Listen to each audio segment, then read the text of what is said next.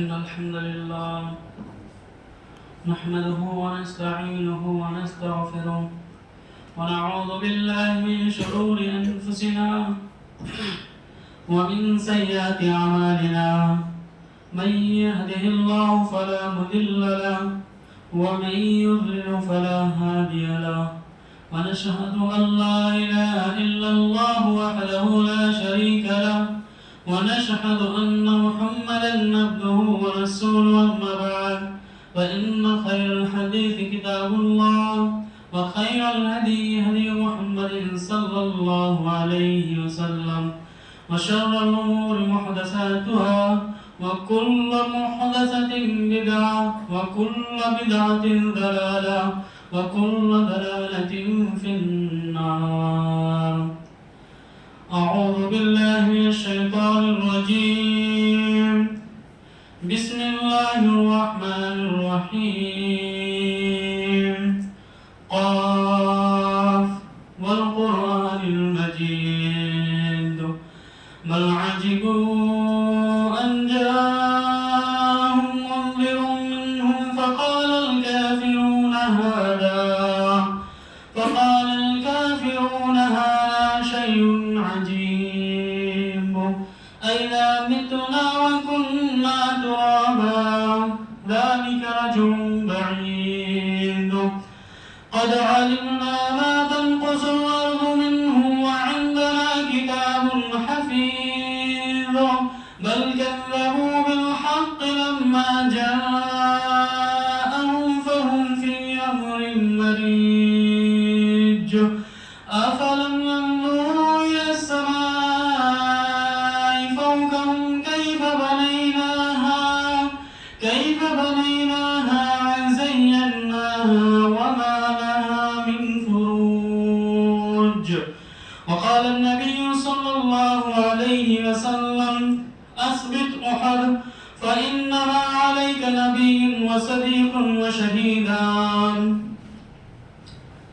تمام قسم کی تعریفات وحدہ لا شریک خالق ارض و سما اللہ رب العالمین کے لیے ہیں جس نے اس دنیا کو بنایا، اور لاکھوں کروڑ درود و سلام ہو تمام انبیاء کرام پر، خصوصاً جناب عربی محمد مصطفیٰ صلی اللہ علیہ وسلم پر، جن کا ہمیں امتی بننے کا شرف حاصل ہوا. محترم حضرات، آج ہم ایک عظیم شخصیت کا ذکر کریں گے. وہ شخصیت جو اس روئے زمین پر تمام انبیاء کرام کے بعد جو سب سے بہترین جماعت ہے، یعنی صحابہ کرام کی جماعت، ان صحابہ کرام میں سب سے افضل ہے. وہ شخصیت جس نے نبی اکرم صلی اللہ علیہ وسلم کا ساتھ سفر و حضر میں دیا، وہ شخصیت جس نے نبی اکرم صلی اللہ علیہ وسلم کا ساتھ اس وقت میں دیا جس وقت پوری دنیا نبی اکرم صلی اللہ علیہ وسلم کو جھٹلا رہی تھی.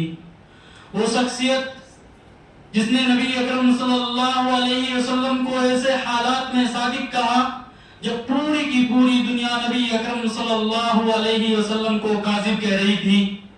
وہ شخصیت کی جس نے نبی اکرم صلی اللہ علیہ وسلم کے ساتھ تمام جنگوں کے اندر شرکت کی. وہ شخصیت کی جس نے رسول اکرم صلی اللہ علیہ وسلم کے ساتھ ہجرت کی.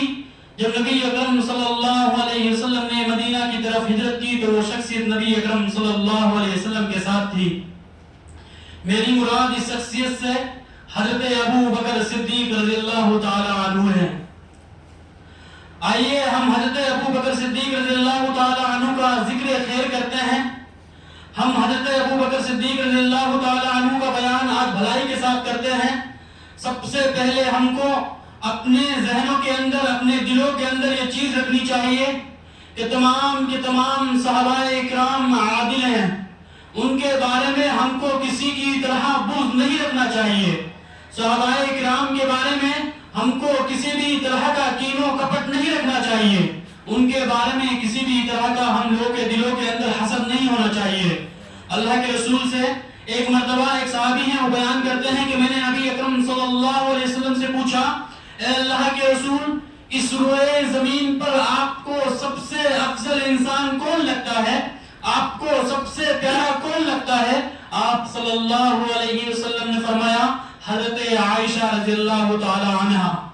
اس کے بعد پھر وہ راوی بیان کرتے ہیں کہ میں نے نبی اکرم صلی اللہ علیہ وسلم سے دوبارہ پوچھا، اے اللہ کے رسول، یہ تو عورتوں کی بات ہے، مردوں میں آپ کو سب سے بہترین کون لگتا ہے؟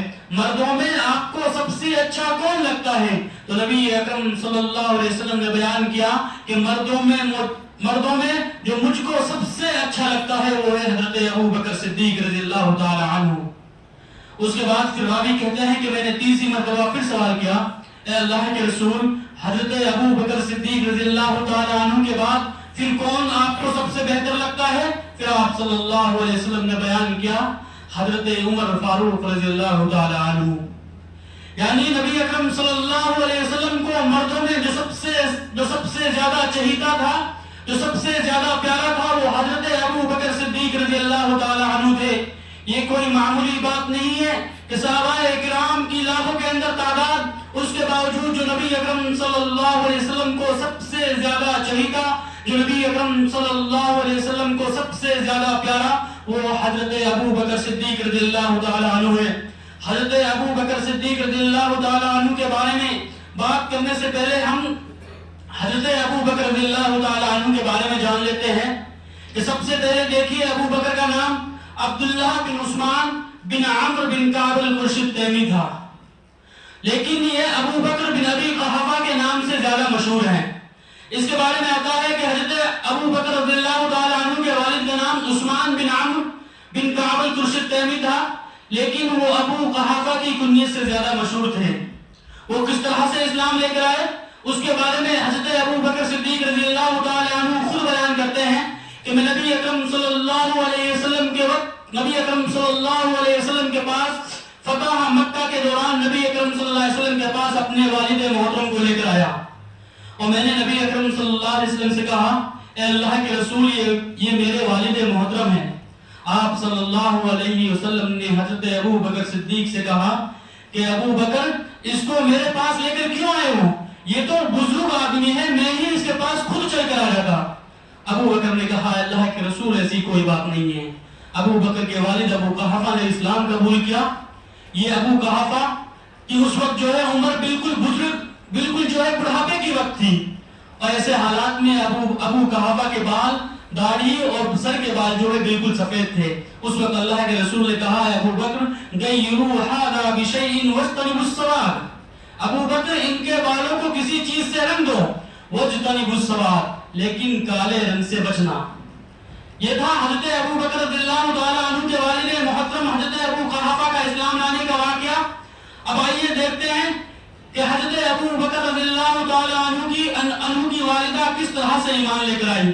اس کے بارے میں حضرت عائشہ رضی اللہ تعالی عنہ بیان کرتی ہیں کہ ایک مرتبہ کی بات ہے کہ حضرت ابو بکر رضی اللہ تعالی عنہ اسلام لے کر آ چکے تھے، نبی اکرم صلی اللہ علیہ وسلم کے پاس آئے اور نبی اکرم صلی اللہ علیہ وسلم سے کہا، اے اللہ کے رسول، اب ہم سے دعوت کا کام چھپا کر نہیں ہوتا ہے، خفیہ طور پر نہیں ہوتا ہے، اب ہم دعوت کا کام جو ہے ڈنڈے کی چوٹ پہ کریں گے، اعلان کریں گے۔ اللہ کے رسول سے حضرت ابو بکر صدیق رضی اللہ تعالی عنہ یہ الفاظ دہرا رہے ہیں۔ آپ لوگ خوب جو ہے اس چیز سے واقف ہیں کہ نبی اکرم صلی اللہ علیہ وسلم جب مکہ کے اندر آئے تو نبی اکرم صلی اللہ علیہ وسلم نے جو دعوت کا کام کیا تھا وہ دار ارقم سے کیا تھا۔ کہا جاتا ہے کہ اسلام کا جو سب سے پہلا گھر وہ دار ارقم تھا۔ نبی اکرم صلی اللہ علیہ وسلم دار ارقم سے ہی دعوت کا کام کرتے تھے۔ نبی اکرم صلی اللہ علیہ وسلم دار ارقم میں تھے۔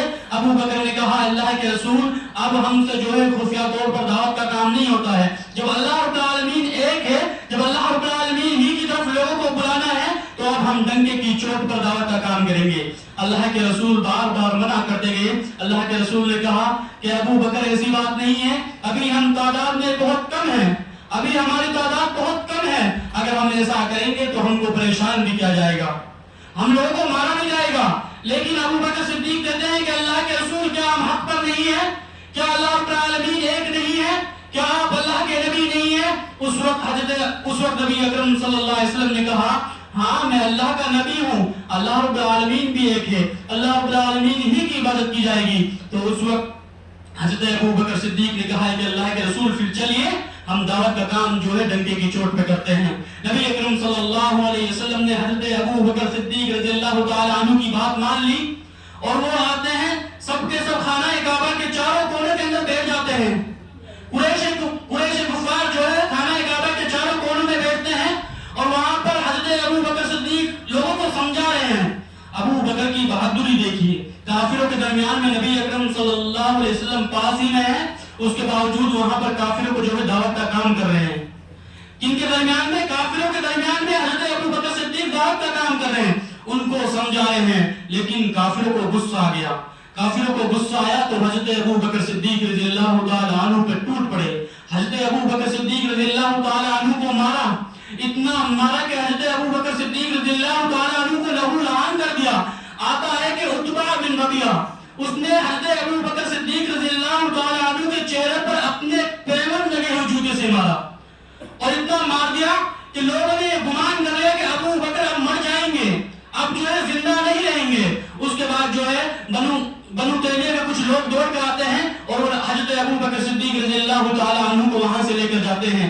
حضرت ابو بکر صدیق رضی اللہ تعالی عنہ کے گھر میں جب حضرت ابو بکر صدیق رضی اللہ تعالی عنہ کو پہنچا دیتے ہیں تو اس کے بعد میں کہتے ہیں کہ اگر آج حضرت ابو بکر کو کچھ ہو گیا، اگر اس کی موت ہو گئی تو ہم جو ہے کفار قریش کو نہیں چھوڑیں گے، ہم ان کو ختم کر دیں گے۔ اس کے بعد وہ وہاں سے چلے گئی۔ وہاں سے جانے کے بعد حضرت ابو بکر صدیق رضی اللہ تعالی عنہ کی والدہ سے کہے گئے کہ ایسا کرنا کہ جب اس کو بھوک لگے، جب یہ سب سے پہلے جب یہ ہوش میں آ جائے تو اس کو پانی پلانا، پانی پلانے کے بعد اگر یہ کھانا مانگے، اگر اس کو بھوک لگے تو اس کو جو ہے روٹی کھلا دینا۔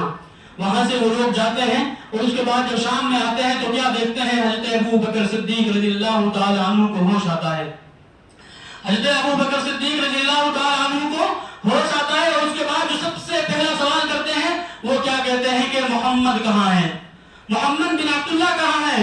اس وقت ان لوگوں نے سن لیا اور کہا ابو بکر اب بھی تمہاری زبان سے یہی الفاظ نکل رہے ہیں، کیا تم کو معلوم نہیں کہ اسی محمد کی وجہ سے تمہاری یہ حالت ہو گئی ہے؟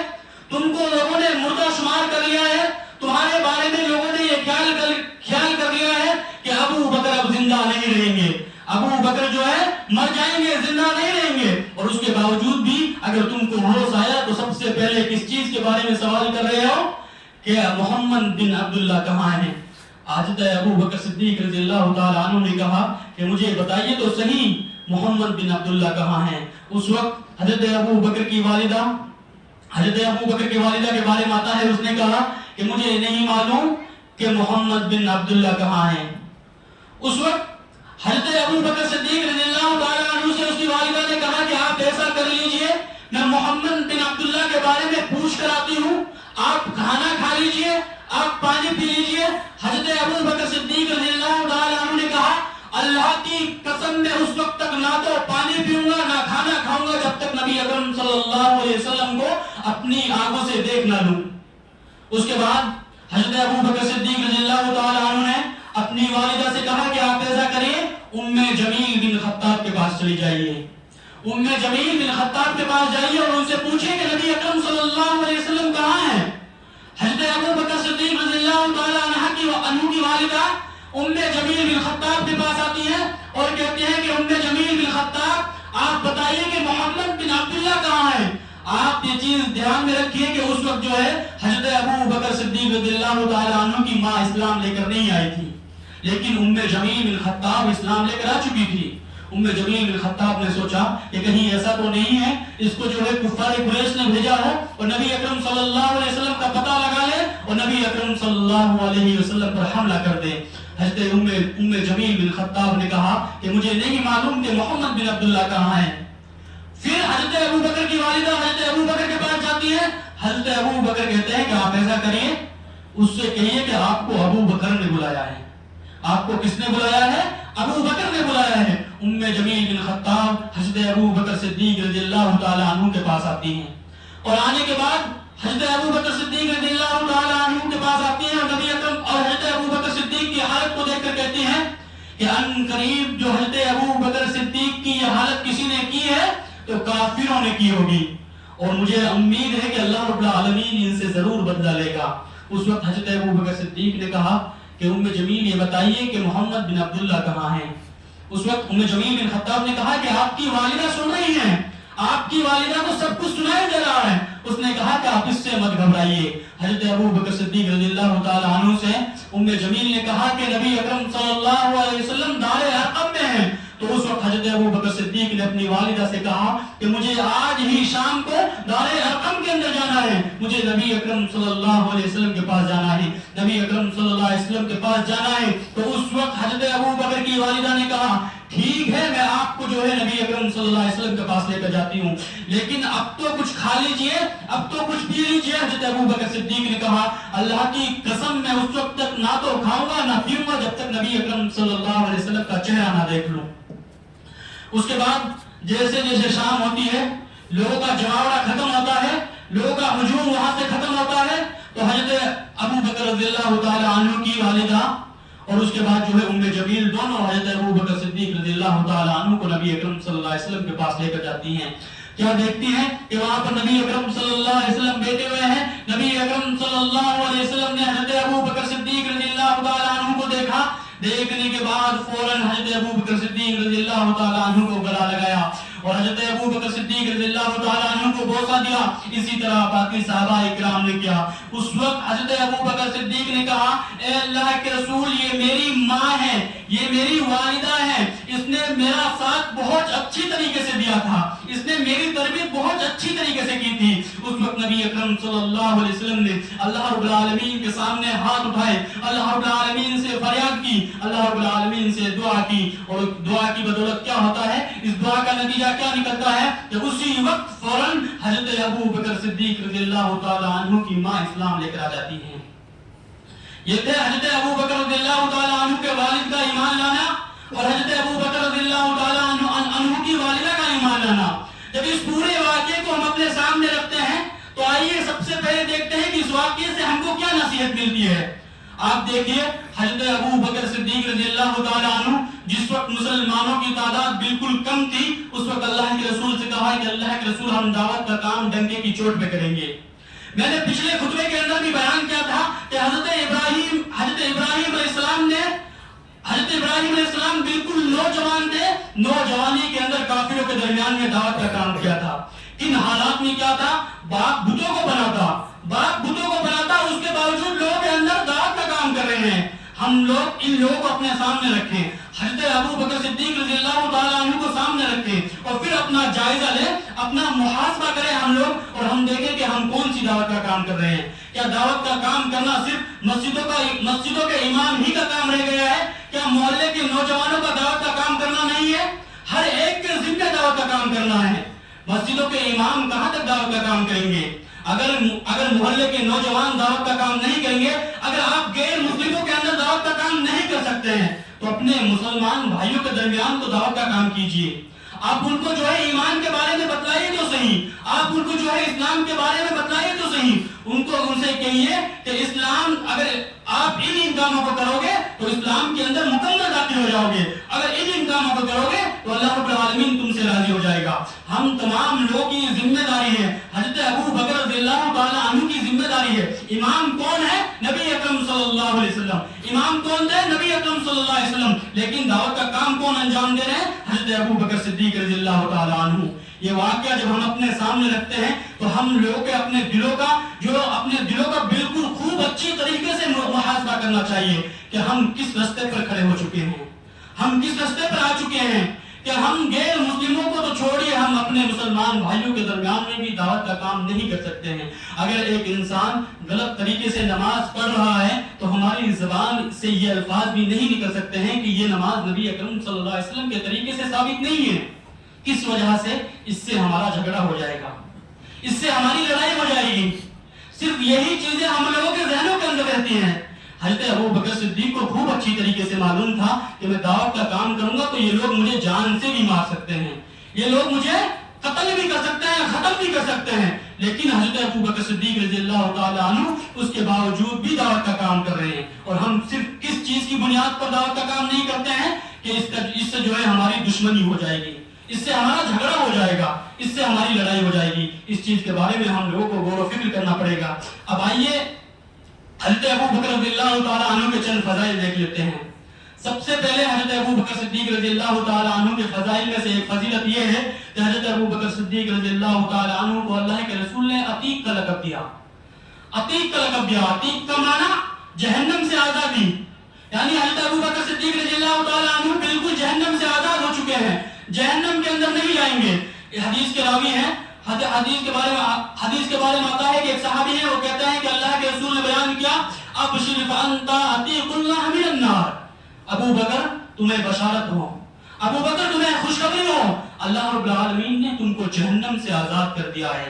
اللہ کے رسول نے حضرت ابو بکر رضی اللہ تعالی عنہ سے یہ الفاظ استعمال کرنا کوئی معمولی بات نہیں ہے کہ وہ جہنم، وہ جنت اور جہنم جن کے لیے ہم لوگ اس دنیا کے اندر آئے ہیں، اس دنیا کے اندر جی رہے ہیں، اگر اچھے اعمال کریں گے تو جنت میں جائیں گے، برے اعمال کریں گے تو جہنم میں جائیں گے. حضرت ابو بکر صدیق سے اللہ کے رسول نے کہہ دیا فانت عتیق اللہ من النار کہ تم کو جو ہے اللہ رب العالمین نے جہنم سے آزاد کر دیا ہے، تم جہنم کے اندر داخل نہیں ہو سکتے. حضرت ابو بکر صدیق رضی اللہ تعالی عنہ کا ایک یہ لقب، میں بار بار حضرت ابو بکر کا تب نام لے رہا ہوں تو اس میں ایک صدیق نام بھی آ رہا ہے. اب آئیے حضرت ابو بکر رضی اللہ تعالی عنہ کو نبی اکرم صلی اللہ علیہ وسلم نے یہ صدیق کا لقب کیوں دیا. اس کے بارے میں آتا ہے کہ نبی اکرم صلی اللہ علیہ وسلم جب نبی اکرم صلی اللہ علیہ وسلم کو معراج کرائی گئی، نبی اکرم صلی اللہ علیہ وسلم کو معراج کرائی گئی تو نبی اکرم صلی اللہ علیہ وسلم آئے اور لوگوں کے درمیان میں دعوت کا کام کر رہے ہیں، لوگوں کو بتا رہے ہیں کہ مجھے اللہ رب العالمین نے معراج کرائی ہے. لوگوں کو یقین نہیں آ رہا ہے. جو سفر 40 دنوں کے اندر طے کیا جاتا وہ محمد بیان کر رہے ہیں کہ اللہ رب العالمین نے وہ سفر مجھے ایک ہی رات میں اور چند لمحات کے اندر مجھے جو ہے وہ مسافت طے کروا دی. اور اس وقت جو ہے کافروں کے دلوں کے اندر کیا آیا، یہ محمد تو جو ہے عجیب بات کر رہا ہے، یہ محمد تو جو ہے عجیب بات کر رہا ہے. اب ایسا کرتے ہیں جو لوگ مسلمان ہو چکے ہیں اب ان کے دلوں کے اندر پھوٹ ڈالیں، اب ان سے کہیں کہ تمہارا ساتھی تو ایسی باتیں کر رہا ہے. کیا کہہ رہا ہے کہ مجھے معراج کرائی گئی ہے کہ جو شخص 40 دنوں کے اندر وہ سفر طے نہیں کر سکتا تو تمہارا ساتھی کیا کہہ رہا ہے کہ میں نے چند گھنٹوں کے اندر وہ مسافت طے کر لی ہے. وہ کس کے پاس آتے ہیں؟ حضرت ابو بکر صدیق رضی اللہ تعالی عنہ کے پاس آتے ہیں. حضرت ابو بکر صدیق رضی اللہ تعالی عنہ کے پاس آنے کے بعد کیا کہتے ہیں کہ ابو بکر تم کو کچھ معلوم بھی ہے کیا ہو رہا ہے؟ ابو بکر نے کہا مجھے نہیں معلوم ہے کیا ہو رہا ہے. تو انہوں نے کہا کہ جو تمہارا ساتھی ہے محمد بن عبداللہ وہ کہہ رہا ہے کہ میں نے چند گھنٹوں کے اندر اتنی لمبی مسافت طے کی ہے. ابو بکر صدیق رضی اللہ تعالی عنہ بھی گھبرا گئے. حضرت ابو بکر صدیق رضی اللہ تعالی عنہ بھی سوچنے لگے. ظاہر سی بات ہے کہ جب جو سفر 40 دنوں کے اندر طے ہوتا، اگر کوئی کہہ بیٹھے کہ میں نے ایک رات کے اندر وہ طے کر لیا ہے تو یہ بات کس طرح سے مناسب ہو سکتی ہے. ابو بکر صدیق رضی اللہ تعالی عنہ بھی تھوڑی دیر کے لیے حیران ہو گئے. اس کے بعد ابو بکر صدیق رضی اللہ تعالی عنہ نے کہا کہ اگر یہ بات محمد بن عبداللہ نے کہی ہے تو بالکل سچ ہے. اگر یہ بات محمد بن عبداللہ نے کہی ہے تو یہ بالکل سچ ہے، کیونکہ میں اس کے ساتھ بچپنا ہی سے رہ رہا ہوں. میں نے آج تک جو ہے اس کو کبھی اپنی زندگی کے اندر جھوٹ بولتے ہی نہیں دیکھا. جب اس نے اپنی زندگی کے اندر نبی بننے سے پہلے جھوٹ نہیں بولا، اب تو وہ نبی بھی بن چکا ہے، کیا نبی بننے کے بعد وہ جھوٹ بول سکتا ہے؟ وہ کبھی بھی جھوٹ نہیں بول سکتا ہے. حضرت ابو بکر صدیق رضی اللہ تعالی عنہ سے اس وقت اللہ کے رسول نے کہا کہ آپ کو جو ہے صدیق کا لقب دیا جاتا ہے. صدیق کا معنی ہوتا ہے سچائی، حق بات کہنے والا، سچ بات کہنے والا. تو حضرت ابو بکر صدیق رضی اللہ تعالی عنہ نے نبی اکرم صلی اللہ علیہ وسلم کے بارے میں سچ بولا. اس وقت نبی اکرم صلی اللہ علیہ وسلم نے حضرت ابو بکر صدیق رضی اللہ تعالی عنہ کو جو ہے صدیق کا لقب دیا. اب اس کے بعد دیکھیے تیسری فضیلت حضرت ابو بکر صدیق رضی اللہ تعالی عنہ کے بارے میں کیا آتی ہے. حضرت ابو بکر صدیق رضی اللہ تعالی عنہ وہ 10 صحابہ کرام میں پہلے نمبر پر شمار کیے جاتے ہیں جن کو اللہ کے رسول نے کہا کہ فلاں تم جنتی ہو، فلاں تم جنتی ہو. اس کے لیے ہم کو حضرت عبد الرحمن بن عوف کی وہ حدیث دیکھنی ہوگی جو جامع ترمذی کے اندر آئی ہے. اس کے بارے میں حضرت عبد الرحمن بن عوف کہتے ہیں کہ اللہ کے رسول نے ایک ہی مجلس میں کہا ابو بکر تم جنتی ہو، عمر تم جنتی ہو، عثمان تم جنتی ہو، علی تم جنتی ہو. اس طرح سے اللہ کے رسول نے 10 صحابہ کرام کا نام لیا. یہ کوئی معمولی بات نہیں ہے کہ سب سے پہلے نمبر پر حضرت ابو بکر صدیق رضی اللہ تعالی عنہ سے کہا جائے کہ ابو بکر تم جنتی ہو. اس کے بعد پھر دیکھیے حضرت ابو بکر رضی اللہ تعالیٰ عنہ کو نبی اکرم صلی اللہ علیہ وسلم نے جنت کی بشارت کہاں دی. وہ دیکھیے وہ حدیث جو صحیح مسلم کے اندر آئی ہے. حضرت ابو موسیٰ بیان کرتے ہیں کہ اللہ کے رسول نے مجھے مدینے کے باغات میں سے ایک باغ کے دروازے پر کھڑا کر دیا اور اس کے بعد کیا کہا کہ جو شخص آئے اس سے کہنا کہ تم کو محمد نے جنتی کہا ہے, تم کو محمد بن عبداللہ نے کیا کہا ہے, تم کو محمد رسول اللہ نے کیا کہا ہے کہ تم جنتی ہو. حضرت ابو موسیٰ بیان کرتے ہیں کہ اللہ کے رسول باغ کے سائے کے نیچے لیٹے ہوئے تھے. اللہ کے رسول باغ کے سائے کے نیچے لیٹے ہوئے تھے. اس کے بعد ایک شخص آتا ہے, دروازہ کھٹکھٹاتا ہے. دروازہ کھٹکھٹانے کے بعد کیا دیکھتے ہیں کہ وہ حضرت ابو بکر صدیق رضی اللہ تعالیٰ عنہ ہے. حضرت ابو بکر صدیق رضی اللہ تعالیٰ عنہ سے اس وقت ابو موسیٰ نے کہا کہ اے ابو بکر تم جنت کے اندر داخل ہو جاؤ گے, تم جنتی ہو, کیونکہ اللہ کے رسول نے کہا ہے کہ جو شخص آئے اس کو جنتی کہنا. یہ حدیث بہت طویل ہے, وقت کم ہونے کی وجہ سے اس پوری حدیث کو ذکر نہیں کیا جائے گا. اس کے بعد دیکھیے کہ حضرت ابو بکر رضی اللہ تعالیٰ عنہ کے بارے میں کیا آتا ہے, ابو بکر کو جنت کے ہر دروازے سے پکارا جائے گا. ابو بکر کو جنت کے ہر دروازے سے پکارا جائے گا. اللہ کے رسول نے کہا کہ جو اللہ رب العالمین کے راستے میں 2 خرچ کرے, ایک نہیں 2 خرچ کرتا ہے, اللہ رب العالمین جو ہے کل قیامت کے دن اس کو باب النفقہ کے دروازے سے پکارے گا. اس کے بعد جو شخص نماز پڑھتا ہے اللہ رب العالمین اس کو باب الصلاۃ کے دروازے سے پکارے گا. جو شخص صدقہ دیتا ہے اللہ رب العالمین جو ہے اس کو باب الصدقہ کے نام سے پکارے گا. اور جو شخص رمضان کے روزہ رکھتا ہے اللہ رب العالمین اس کو باب الریان کے نام سے پکارے گا. حضرت ابو بکر صدیق رضی اللہ تعالیٰ عنہ نے اللہ کے رسول سے سوال کر بیٹھے ہیں, اے اللہ کے رسول کوئی ایسا بھی شخص ہے جس کو ان تمام دروازوں سے پکارا جائے؟ تو اس وقت اللہ کے رسول نے کہا ہاں ابو بکر وہ شخص تم ہی ہو جس کو ان تمام دروازوں سے پکارا جائے گا. یہ کوئی معمولی بات نہیں ہے کہ حضرت ابو بکر رضی اللہ تعالیٰ عنہ کو جنت کے ہر دروازے سے پکارا جائے. اس کے بعد آئیے تھے حضرت ابو بکر رضی اللہ تعالیٰ عنہ کے فضائل. اب دیکھیے حضرت ابو بکر رضی اللہ تعالیٰ عنہ کی جو زندگی تھی وہ کس طرح سے عمل میں آئی. حضرت ابو بکر رضی اللہ تعالیٰ عنہ نے اپنی زندگی کے اندر کون سے عمل انجام دیے. آپ دیکھیے سب سے پہلے نبی اکرم صلی اللہ علیہ وسلم نے ایک مرتبہ اللہ کے رسول نے صحابہ کرام سے پوچھا تم میں سے کوئی شخص ہے جو آج جنازے کے پیچھے چلا ہو؟ ابو بکر صدیق نے کہا ہاں اللہ کے رسول میں چلا ہوں. اللہ کے رسول نے پھر پوچھا کوئی ہے جس نے آج مسکین کو کھانا کھلایا ہو؟ تو اس نے کہا ہاں اللہ کے رسول. ابو بکر نے کیا کہا؟ ہاں اللہ کے رسول میں نے مسکین کو کھانا کھلایا ہے. پھر اللہ کے رسول نے کہا کوئی ہے جس نے آج روزہ رکھا ہو؟ ابو بکر صدیق نے کہا ہاں اللہ کے رسول میں نے روزہ رکھا ہے. تو اس وقت اللہ کے رسول نے ابو بکر سے کہا ابو بکر تم جنت کے اندر داخل ہو جاؤ گے. اس کے بعد ابو بکر رضی اللہ تعالیٰ عنہ کا ایک عمل دیکھیے کہ حضرت عمر بن خطاب کہتے ہیں کہ ایک مرتبہ اللہ کے رسول نے ہم سے کیا کہا کہ تم جو ہے اب جتنا تمہارے پاس مال ہے, جتنی تمہارے پاس استطاعت ہے, اتنا مال جو ہے اللہ رب العالمین کے راستے میں خرچ کر دو. عمر بن خطاب کہتے ہیں کہ میں اپنا گھر کا پورا مال, میں اپنا گھر کا جو ہے آدھا مال لے کر آیا, اپنا گھر کا جو ہے آدھا مال لے کر آیا. حضرت ابو بکر صدیق رضی اللہ تعالیٰ عنہ آتے ہیں کہ اپنا گھر کا پورا مال لے کر آ گئے. اور نبی اکرم صلی اللہ علیہ وسلم نے جب حضرت عمر سے پوچھا کہ عمر تم اپنے گھر والوں کے لیے کیا چھوڑ کر آئے ہو؟ تو عمر نے کہا اے اللہ کے رسول میں تو آدھا مال لے کر آیا ہوں, آدھا مال اپنے گھر والوں کے لیے چھوڑ کر آیا ہوں. ابو بکر سے پوچھا ابو بکر تو اپنے گھر والوں کے لیے کیا چھوڑ کر آیا ہو؟ تو ابو بکر نے کہا اے اللہ کے رسول میں اپنے گھر والوں کے لیے اللہ اور اس کے رسول کو چھوڑ کر آیا ہوں. حضرت عمر بن خطاب کہتے ہیں کہ میں نے اس وقت سوچ لیا تھا کہ میں نیکیوں کے اندر, میں صدقہ کرنے کے اندر کبھی بھی حضرت ابو بکر صدیق رضی اللہ تعالیٰ عنہ سے آگے نہیں بڑھ سکتا. اور اسی طرح حضرت ابو بکر رضی اللہ تعالیٰ عنہ کی جو سب سے اہم خصوصیت ہے وہ یہ ہے کہ حضرت ابو بکر صدیق رضی اللہ تعالیٰ عنہ نے سب سے پہلے مردوں کے اندر اسلام قبول کیا تھا.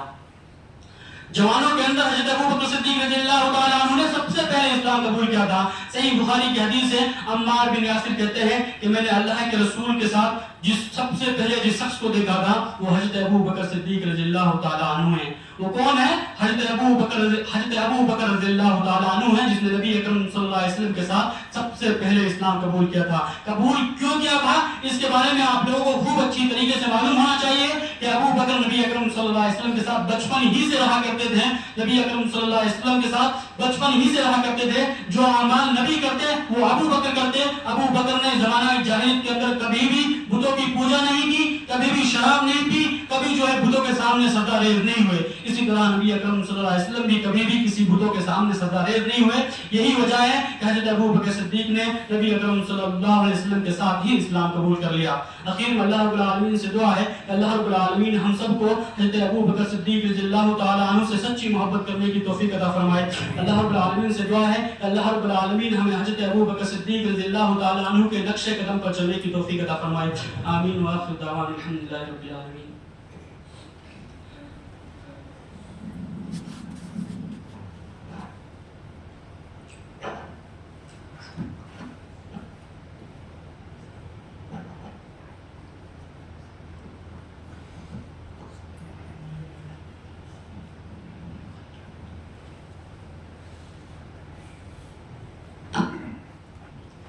إن الحمد لله نحمده ونستعينه ونستغفره ونعوذ بالله من شرور أنفسنا ومن سيئات أعمالنا.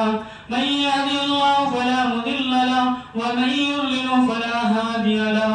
ونشهد أن لا إله إلا الله وحده لا شريك له ونشهد أن محمدا عبده ورسوله. أما بعد فإن خير الحديث كتاب الله وخير الهدي هدي محمد صلى الله عليه وسلم وشر الأمور محدثاتها وكل محدثة بدعة وكل بدعة ضلالة وكل ضلالة في النار. اللهم صل على محمد وعلى آل محمد كما صليت على إبراهيم وعلى آل إبراهيم إنك حميد مجيد. اللهم بارك على محمد وعلى آل محمد كما باركت على إبراهيم وعلى آل إبراهيم إنك حميد مجيد.